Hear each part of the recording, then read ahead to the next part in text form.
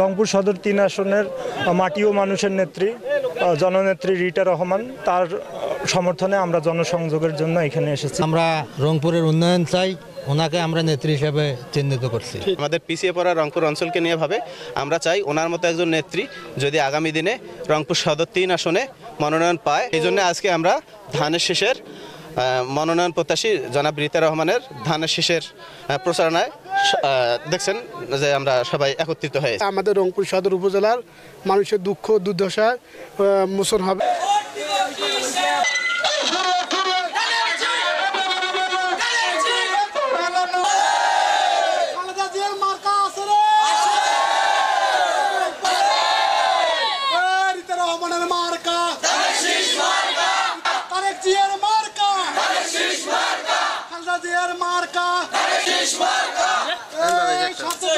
মার্কা